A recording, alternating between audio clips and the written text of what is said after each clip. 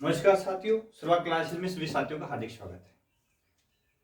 आज अपन बात चर्चा करेंगे कक्षा 12 भूगोल प्रायोगिक परीक्षा जो चल रही है उसके संदर्भ में, और उसका जो मॉडल पेपर है प्रश्न पत्र उसको सरल करेंगे। काफी साथियों की मांग है, कक्षा 12 के जो स्टूडेंट है उनकी मांग है कि सर प्रैक्टिकल किस प्रकार से होगा, उसमें कितने नंबर का कौन सा प्रश्न आएगा, कितने प्रश्न आएंगे, कितना वाइवा होगा। ठीक है, आदि आदि बिंदु पर चर्चा अपन करने के लिए आपके समक्ष है, तो जरूर सभी साथी जुड़े अपने सर्वा क्लासेस से। और अपना जो सर्वा क्लासेज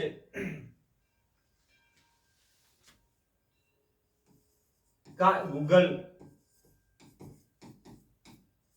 प्ले स्टोर पे अपना खुद का पर्सनल ऐप भी आ चुका है। गूगल प्ले स्टोर पे जाएं और सर्च बार में आप क्या लगाएंगे, सर्वा क्लासेज। इसको सर्च करेंगे तो आपके पास में सर्वा क्लासेज का स्टडी ऐप आ जाएगा।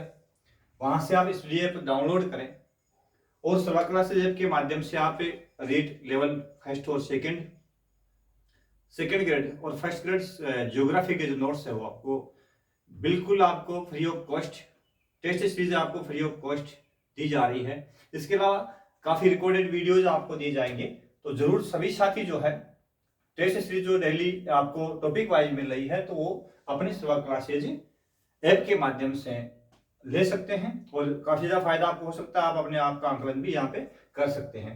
तो आप जरूर सर्वा क्लासेज यूट्यूब चैनल के साथ साथ में अपनी ऐप को डाउनलोड करें और यहाँ से डेली टेस्ट दें।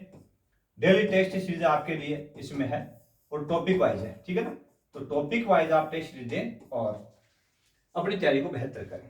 यह अपना उद्देश्य है कि प्रत्येक जो साथी है उसके पास में जो भी मटेरियल है स्टडी का और कॉम्पिटिटिव एग्जाम में जो फाइनली पास होना चाहते हैं, अपना सिलेक्शन लेना चाहते हैं, उनके लिए हेल्प करने का अपना उद्देश्य है। तो हम चर्चा कर रहे थे अपने लिए आज का जो विषय है वो महत्वपूर्ण विषय क्या है कि अपना जो माध्यमिक शिक्षा बोर्ड है उस माध्यमिक शिक्षा बोर्ड का जो प्रैक्टिकल का जो एग्जाम हो रहा है उसके संदर्भ में। तो उच्च माध्यमिक प्रायोगिक परीक्षा 2025 के संदर्भ में विषय भूगोल मॉडल प्रश्न पत्र की चर्चा अपन करेंगे। ठीक है, अब इसमें देखिए जो प्रश्न पत्र है, कुल भूगोल जो प्रयोगात्मक कार्य होता है, भूगोल का जो प्रायोगिक कार्य होता है वो कितने नंबर का होता है, 30 अंक का होता है। ठीक है, और उस 30 अंक में आपको प्रश्न पत्र लिखित होगा आपका, वो लिखित प्रश्न पत्र 16 अंक का हो जाएगा।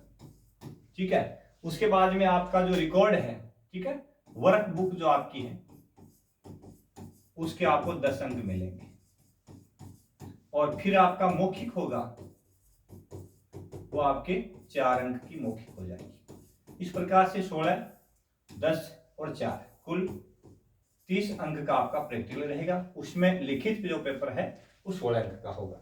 ठीक है ना। उस लिखित प्रश्न पत्र के अंदर पहला प्रश्न जो होगा वो अनिवार्य है, उसमें कोई ऑप्शन नहीं आएगा। तो पहला प्रश्न आपको करना ही है। कुल 4 टॉपिक है और उन 4 टॉपिक में से प्रत्येक में से एक प्रश्न आएगा, प्रत्येक में से एक प्रश्न होगा। तो चारों टॉपिकों में से श्योर है कि एक एक प्रश्न आएगा, लेकिन पहला प्रश्न अनिवार्य है वो एक ही आएगा। दूसरा, तीसरा, चौथा, ये जो 4 प्रश्न होंगे इसमें ऑप्शन आएगा आपके पास में, अथवा में दूसरा आएगा। तो यहां आपको अथवा मिल जाएगा, ऑप्शन मिल जाएगा इन तीनों में। तो इन तीनों में से दूसरे में जो ऑप्शन वाला है वो कर लो, तीसरे में, चौथे में इनसे ऑप्शन मिलेगा आपको और पहले में कोई ऑप्शन नहीं मिलेगा। ठीक है, तो 16 अंक का होगा, प्रत्येक प्रश्न है 4 अंक का होगा। किस तरह का प्रश्न आता है उसके लिए मैं आपको बता दूं। जैसे पहला प्रश्न ये आ गया, पहला प्रश्न आपके समक्ष इस तरह का आ गया, मान लेते हैं, और उसमें देखिए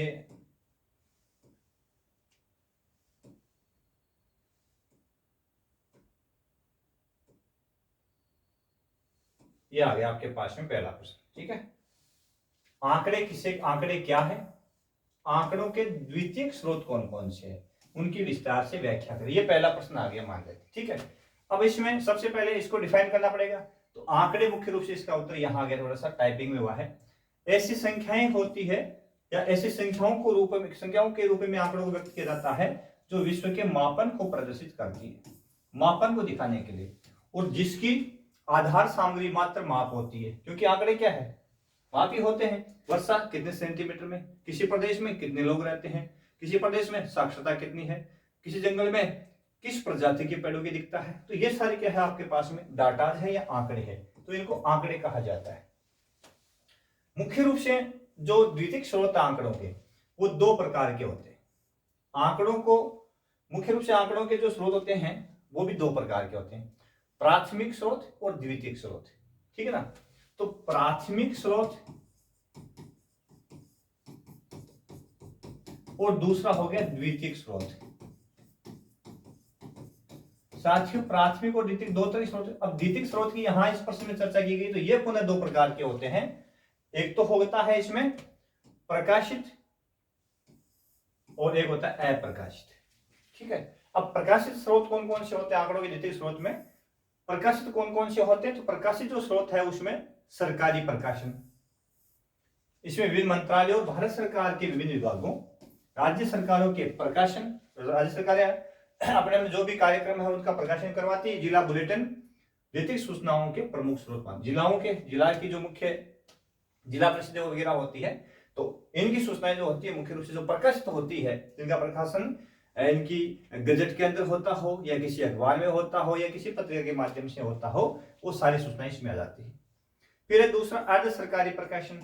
इसमें श्रेणी के अंतर्गत नगर विकास प्राधिकरण, ठीक है, जेडी है, इसमें विभिन्न नगरों और शहरों के नगर निगमों और जिला परिषदों के प्रकाशन और रिपोर्ट इसमें शामिल होते हैं। तीसरा अंतरराष्ट्रीय प्रकाशन। साथियों अंतरराष्ट्रीय प्रकाशन इसमें क्या आ गया?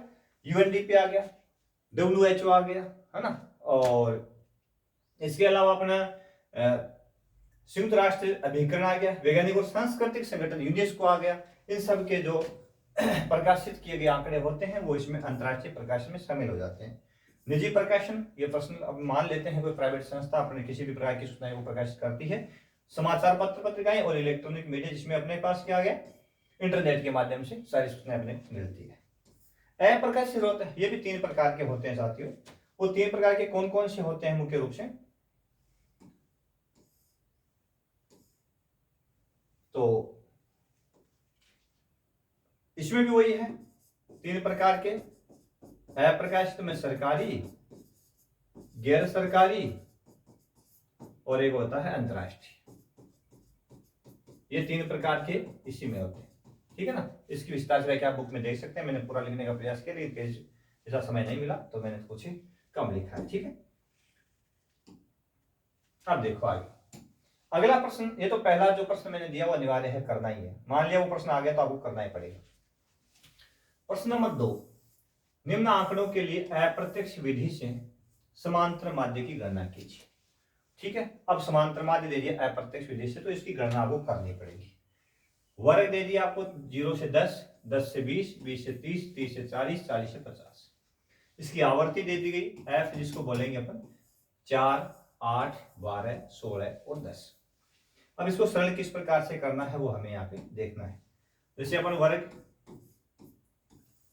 और वर्ग के अंदर अपने क्या लिखना है, यहां अपनी आ जाएगी आवर्ती। ये तो प्रश्न हो गया अपना। ठीक है।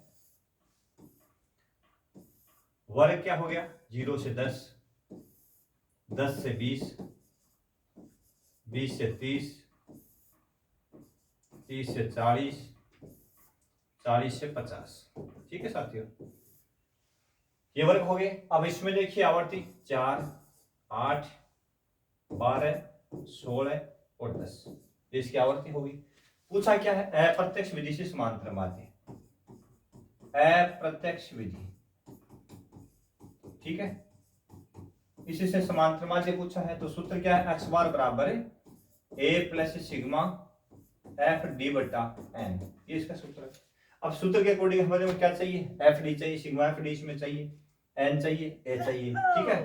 तो इसके लिए अपन क्या करेंगे, सबसे पहले इसका अक्ष निकालेंगे, मध्य बिंदु।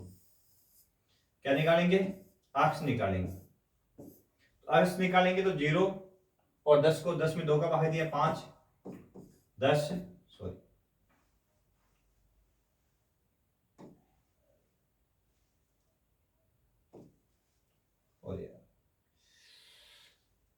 क्या वाह,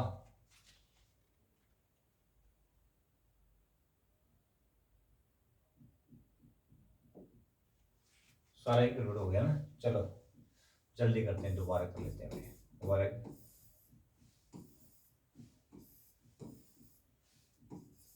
आवर्ती 0 से 10,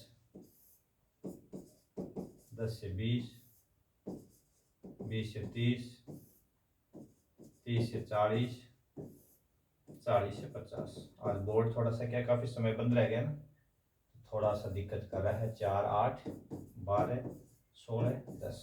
ठीक है, वही है प्रत्येक विधि से x बार बराबर a plus sigma F D बटा एन। ठीक है, इसका सूत्र हो गया। तो हमें सबसे पहले क्या निकालेंगे, यहाँ पे अक्ष निकालेंगे। तो इसका हो गया 5, 30 का आधा 15, 25, 70 का आधा 35 और 110 का आधा 90 का आधा 45। ठीक है, तो यह हो जाएगा अपने पास में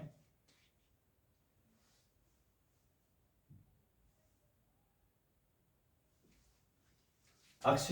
अब देखो इसमें क्या करना है, अपने को डी निकालना पड़ेगा। साथ क्या निकालना पड़ेगा, डी। क्या निकालना है, डी निकालना है। तो डी क्या होता है, डी अक्ष माइनस ए।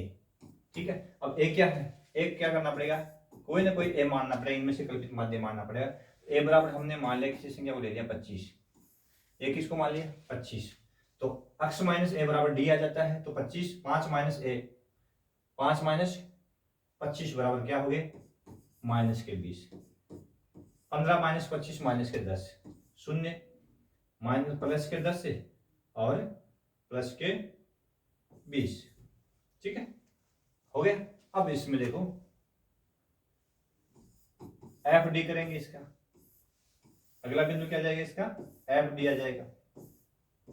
एफ डी के अंदर क्या करना पड़ेगा, एफ आवर्ती जो अपनी साथ हुई ये वाली, इसको और डी से गुणा कर देंगे। तो ये कितना हो गया 80 माइनस के, है ना, 20 चौक 80, ये फिर 80 माइनस के, शून्य का शून्य, ये 160 हो गए और ये 200 हो गए। ठीक है, ये आ गया अपने पास में। तो प्लस के कितने आ गए अपने पास में साथियों, 360, माइनस के कितने आ गए 160, बचा कितना 360 में से 160 बचा, घटा दिया कितना बचा, सिग्मा एफ डी बराबर कितना आ गया 200। कितना आ गया 200। सिग्मा एफ यानी एन का मान कितना आ गया यहाँ पे, 8 4 12 12 24 24 और 24 16 40 40 10 50। ठीक है, अब देखो इसको सूत्र में रखेंगे 25 प्लस यह आ गया 200 भाग 50, शून्य से शून्य, 5 से 1 4 बार, 25 प्लस 4 बराबर 29। तो इसका उत्तर क्या आ गया 29। तो अप्रत्यक्ष विधि से समानता माध्य निकालने का सीधा सा फॉर्मूला है, सबसे पहले जो संख्या वो आ गई फिर अक्ष निकाल लो, वर्ग को जोड़ दो, 0 और 10 को जोड़ के 2 का भाग लगा तो 5, 10 और 20 को 30 हो गया, 2 का भाग लगाया 15, तो अक्ष आ जाएगा इन दोनों का, इसका मध्य बिंदु। ठीक है ना, तो ये आ जाएगा अपने पास में अक्ष आ जाएगा।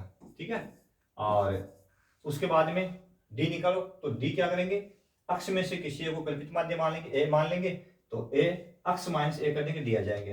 ठीक है, तो 5 में से 25 निकाले तो माइनस के 20, 15 में से 25 निकाले माइनस के 10, 25 में से 25 शून्य। इस प्रकार से इसको अपने कैलकुलेट किया, फिर एफ डी कर दिया, एफ और डी को गुणा कर दिया, तो एफ डी हो गया माइनस के 80 और माइनस के 80, 20 चौक 80 और 10 इंटू 80, 10 को 16 से 160 और 20 को 10 से 200, तो प्लस के 360 माइनस के 160, 360 में 160 माइनस के घट गए, कितने बचे, सिग्मा एफ डी कितना हो गया 200। अब देखो प्लस 20 प्लस ए का मान कितना हो गया 25, 25 प्लस 200 बट्टा 50, 4 बार कटा 25 और 4 29 उत्तर आ गई। सिंपल सा फॉर्मूला है। अभी आपके कितने 4 अंक कंप्लीट हो गए यहाँ पे, यदि ये कर दिया तो 4 अंक कंप्लीट, ये नहीं करो तो अगला कर दो भाई, यदि ये नहीं करना चाहते हो तो ये कर दो। अगर आप प्रश्न में आंकड़ों को दर्शाने के लिए माध्यिका की गणना कीजिए। चलो ये इसको देख लेते हैं। अगला है माध्यिका की गणना कीजिए। तो माध्यिका ज्ञात करने के लिए हम क्या करेंगे, तो आपके पास में वही है, वर्ग दे रखे हैं कितने, 0 से 4, 5 से 9, 10 से 14, 15 से 19 और 20 से 24। ठीक है, आवृत्ति दे रखी है आपके पास में एफ कितनी, 10, 15, 18, 12, 5।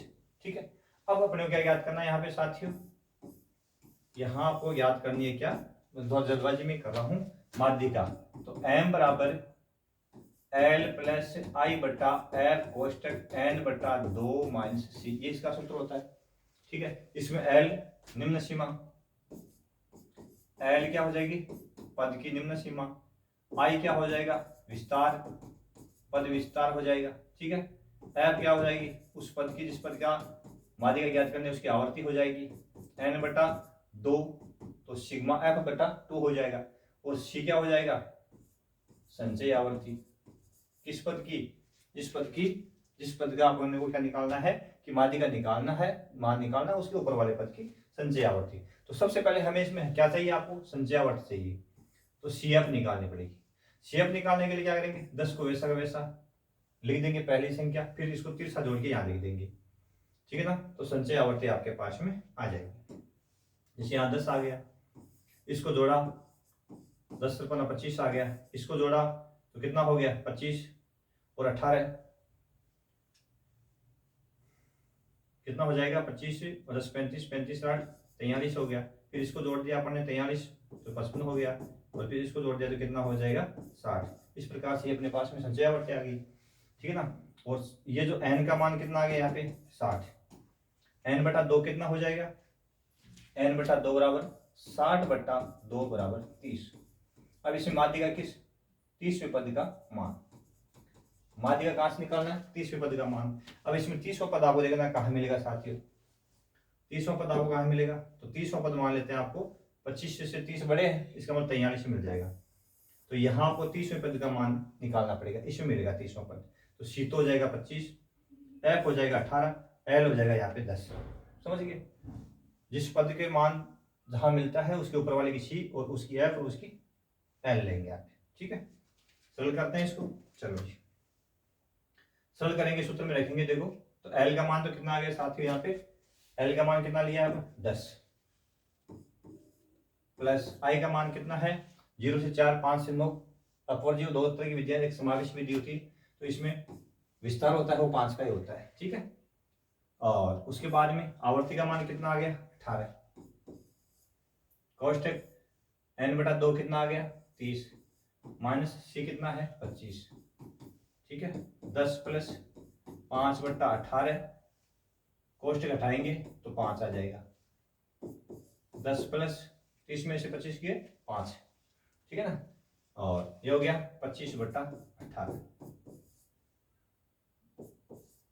10 प्लस इसका भाग लगाएंगे 25 में 18 का, तो यहाँ जो संख्या है वो अपन नोट कर देंगे, तो कितना आ जाएगा, भाग लगा के देख लें, 18 के 18।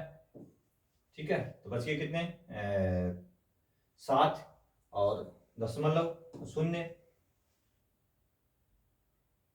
और 18 3 54, 1.3 हो गया, तो 11.3 ये इसका माध्यिका आ गई।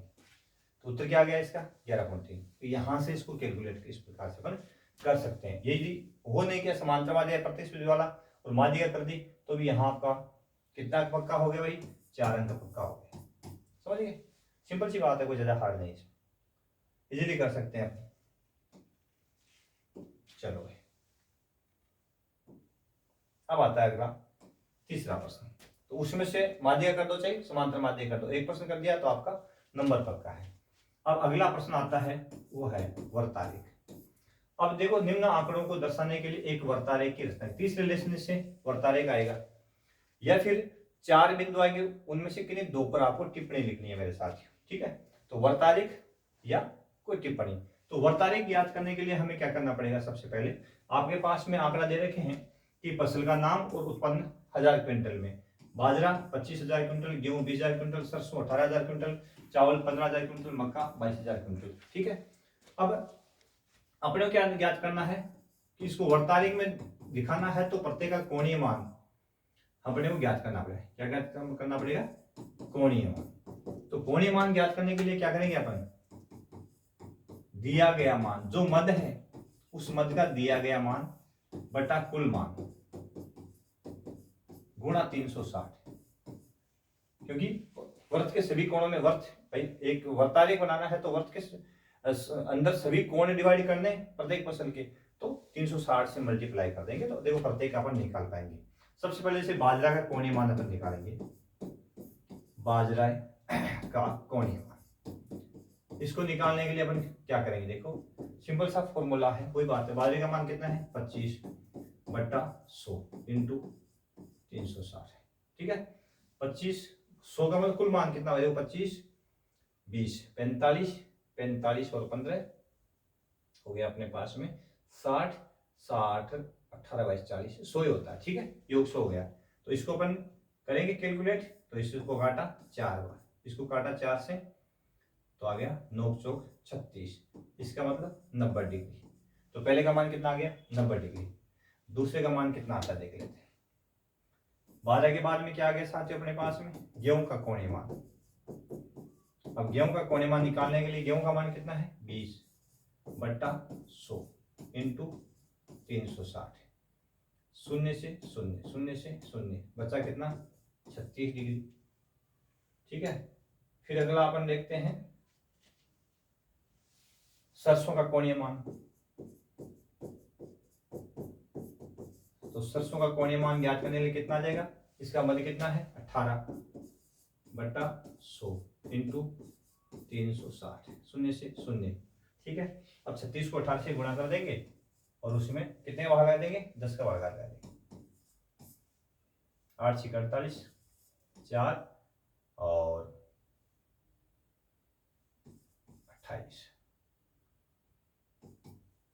6 और 3, 8 और 64.8, कितना आ जाएगा इसका? 64.8 डिग्री। ठीक है ना, तो ये आ गया अपने किसका? सरसों का। फिर अपन निकालेंगे साथियों किसका? चावल का। तो चावल का मान निकालने के लिए क्या करेंगे? 15 बटा 100 इंटू 360। ठीक है, शून्य से शून्य कट गया, 15 को 36 से गुणा कर देंगे तो 36 इंटू 15 कितना हो गया? 15 छिकानी 90, 9 15 45, 9 54, तो कितना डिग्री हो गया? 54 डिग्री। फिर बचा क्या अपने पास में? बचा है मक्का।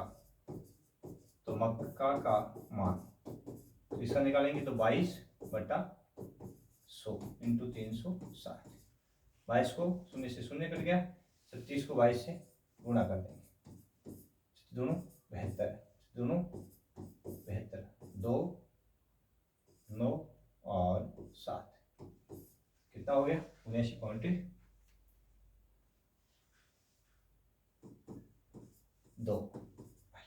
ये हो गई सारी। अब अपने क्या है? सिंपल सा फॉर्मूला, प्रत्येक का कोणीय मान अपने निकाल लिया और जो दिया गया मान है वो हमने क्या किया? दिया गया मान उसमें कुल मान सबको जोड़ करके कुल भाग लगा दिया, 360 से गुणा कर दिया तो प्रत्येक का मान आ गया, प्रत्येक का कोण आ गया। अब क्या करेंगे? वर्त बनाएंगे। क्या बनाएंगे? अब एक वर्त बनाएंगे। ठीक है, केंद्र से कहीं भी एक त्रिज्या डाल देंगे, डाल दी। अब चांदा लेंगे और चांदे की सहायता से क्या करेंगे? सबसे पहले क्या दिखाना है? बाजरा। तो बाजरा दिखाने के लिए 90 डिग्री कोण बनाना, चांदा यहाँ रखेंगे और इस प्रकार से 90 डिग्री का कोण बना देंगे। यहाँ संकेत लिख देंगे और उसमें जैसे इसमें प्लस प्लस में कराऊं तो इसमें आप प्लस यहाँ लिख दोगे बाजरा। तैयार हो गया पहला। दूसरे का कोणीय मान कितना है? 36। ठीक है ना, तो मान लेते हैं कि ये कोण आ गया 36। कलर से दिखा देता हूं मैं, ये 36 डिग्री का आ गया। ठीक है, तो इसमें माइनस माइनस और गेहूं, ठीक है, और यहाँ माइनस माइनस। तीसरा मान कितना है अपने पास में? 64.8 सरसों के लिए। इसको अलग कलर से मैं दिखा रहा हूँ आपके, ठीक है। तो 60 ये मान लेते हैं। चांदी की साइज से चांदा यहाँ रखोगे और उसके अनुसार यहाँ अकॉर्डिंग आप 64 पॉइंट दिखाओगे। तो इसको इस प्रकार से मैंने लाइनिंग कर दी और यहाँ इस प्रकार से लाइनिंग कर दी तो आ जाएगा होगा सरसों, ठीक है। उसके बाद में क्या बचा, सरसों के बाद में चावल। चावल कितना आया 54 डिग्री, तो यहाँ चांदा रखोगे और 54 डिग्री का कोण बना दोगे, ठीक है। तो यहाँ आ जाएगा, इसको आप इस प्रकार से छायांकित कर दो, ठीक है। ये संकेत, ये छायांकित कर दिया और यहाँ क्या लिख दोगे चावल। अब शेष जो बचा है वो क्या बच गया मक्का, उसको छायांकित करने की जरूरत नहीं, खाली छोड़ दो, ये मक्का हो जाएगा। इस प्रकार से आपने वर्तारेख बना दिया और प्रत्येक को दर्शा दिया। चांदा और प्रकार की सहायता से आपको ये बनाना, वही ध्यान रखना है, ठीक है। कोण आपको ध्यान से बनाना है। कोण बनाने के लिए आपको क्या करना है, जो भी केंद्र से आधार लाइन है उसके ऊपर चांदा रखोगे और चांदे में आपको पता है यहाँ से 0 1 2 10 20 30 इस प्रकार से यहाँ 90 डिग्री कोण आएगा। तो इससे इस आधारे का वो इस आधारे का से मिला करके तो इसको 90 का बनाना, तो उसके ऊपर चिन्ह लगाओगे, फिर इसको यहाँ से मिला दोगे, तो ये जो कोण आपका बनेगा वो 90 का बन जाएगा। सीधी रेखा है तो ये कोण आपका 180 का बन जाएगा। इस प्रकार से आपको कोण बनाने हैं, वो चांदी के साथ से आपने सिखाई है, ये तो अब सिखाने की बात है ही नहीं मेरे हिसाब से। तो इस प्रकार से ये प्रश्न आपने कर दिया तो आपके 4 अंक पक्के हो गए वर्तारेख वाला। अब वर्तारेख में अक्षों में क्या आएगा देख लेते हैं।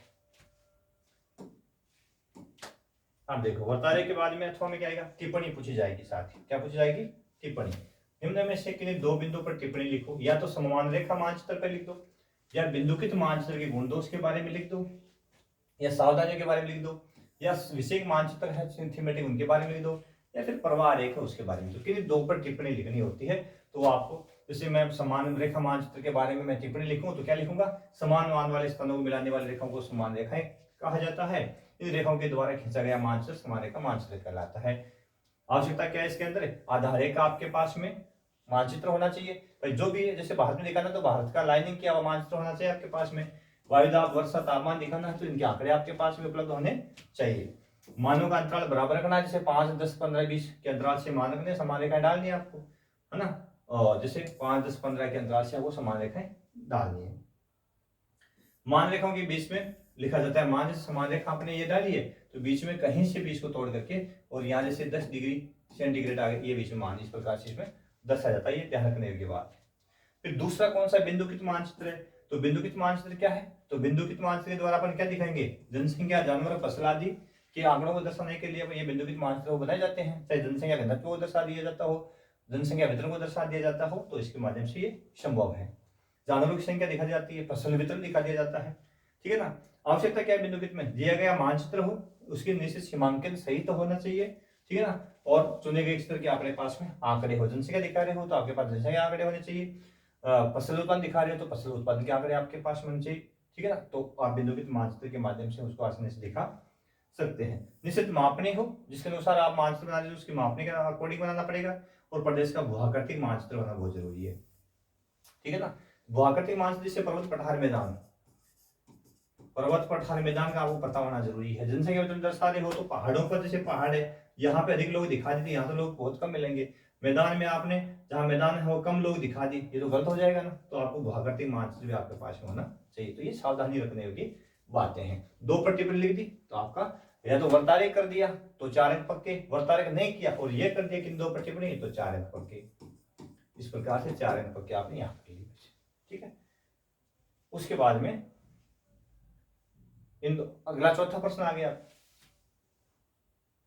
ये प्रश्न आ गया 4, ये चौथा प्रश्न है। अब इसमें भी अथवा देखिए, भूगोलिक सूचना तंत्र के प्रमुख घटकों का विस्तार से उल्लेख कीजिए। तो एक तो ये हो गया, या फिर अथवा में क्या जाएगा, दूसरा प्रश्न दे दिया जाएगा। जैसे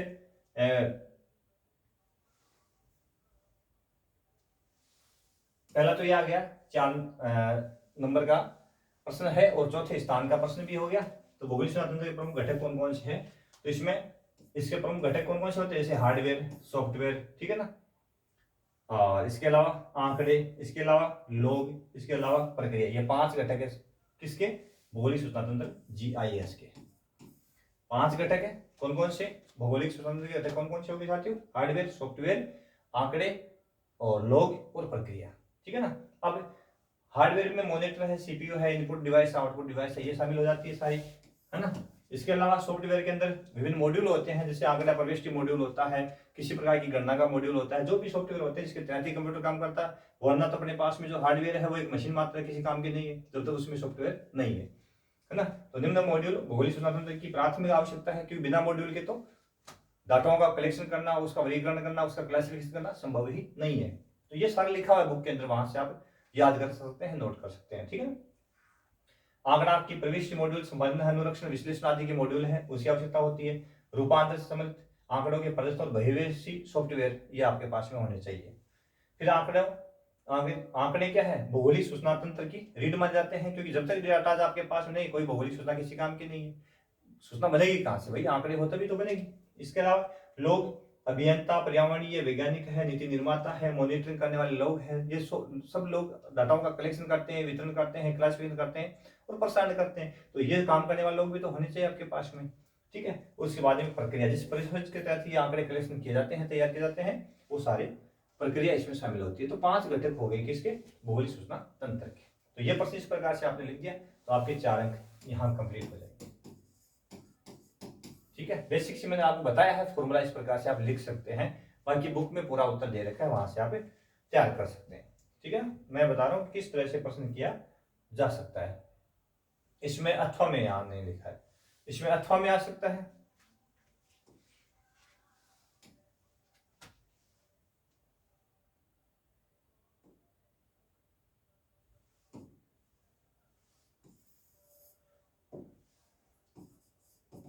अब इसमें अथवा में क्या आ सकता है? जैसे भौगोलिक सूचना प्रमुख घटक आ गया ना, तो 4 नंबर का अथवा क्या आएगा? अथवा में आ सकता है जैसे चित्ररेखा पुंज व सदिश प्रणाली, दोनों में अंतर पूछ ले, ये अंतर पूछ ले, तो ये प्रश्न इसके अथवा में आ जाए तो आप यहां से ये भी कर सकते हैं, ये भी बुक में दे रखा पूरा का पूरा। ठीक है। तो इस प्रकार से 4, चाहे वो पहले का तो भौगोलिक सूचना तंत्र वाला कर दो, चाहे चित्ररेखा पुंज, सदिश या वेक्टर प्रणाली है उसके बारे में कर दो। ठीक है ना। दोनों में से कोई एक कर सकते हो आराम से, तो 4 अंक आपके कंप्लीट हो जाएंगे। इस प्रकार से 4 प्रश्न आपके समझ। पहला प्रश्न मैंने क्या दिया? आंकड़े किसे कहते हैं और आंकड़ों का द्वितीयक स्रोत है उनका विस्तार से व्याख्या करनी। सरकारी, अर्ध सरकारी, निजी, ठीक है ना। प्रकाशित और प्रकाशित बताए थे मैंने, 2 प्रकार के होते हैं। और उसके अलावा आजकल इंटरनेट के माध्यम से, सैटेलाइट के माध्यम से जो आंकड़े मिलते हैं और वो सारे इसमें शामिल हो जाते हैं। दूसरा प्रश्न कौन सा साथियों दिया अपने कि जो स्टैटिक वाला है, या तो प्रत्यक्ष विधि से समांतर माध्य गणना कर दीजिए या फिर माध्य गणना कीजिए, एक कर दो 4 अंक करके। तीसरा कौन सा दिया? वर्तारेख, वर्तारेख बना दो प्रत्येक का कोणे मान निकाल करके, और या फिर किन्हीं 2 पर टिप्पणी लिख दो, तीसरे लेसन से आ जाएगा। चौथा क्या दिया आपको?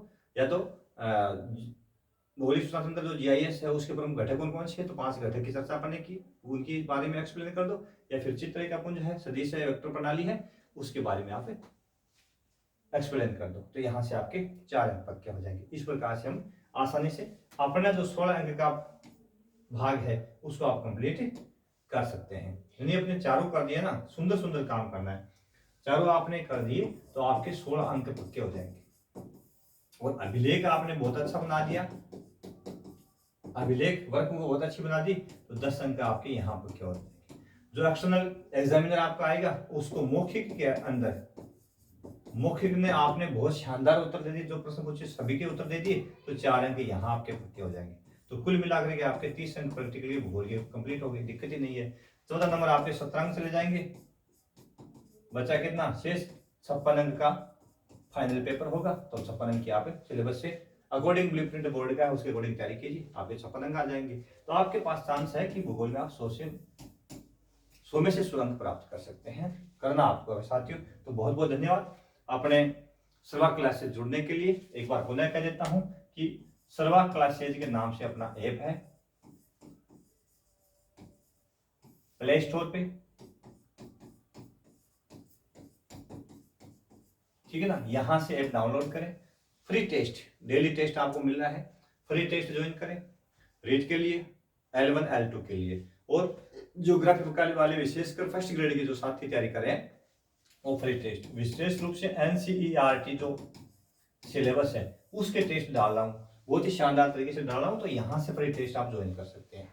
ठीक है, और यदि किसी प्रकार की आपको फ्री टेस्ट अपना चल रहा है, टेस्ट सीरीज है, उसके अंदर किसी भी प्रकार की कोई आपको ऐसी लग रही है कि सुधार करना है, जो भी आपका सुझाव है तो वो आमंत्रित है, आप जरूर कमेंट बॉक्स में कमेंट करके अपने ऐप में बता सकते हैं। ठीक है ना, तो आपके जो सुझाव है उसकी बिल्कुल अपन कदर करेंगे और उसके ऊपर अमल भी करेंगे। तो बहुत बहुत धन्यवाद साथियों, सर्वा क्लासेस से जुड़ने के लिए धन्यवाद। देखते रहिए सर्वा क्लासेस।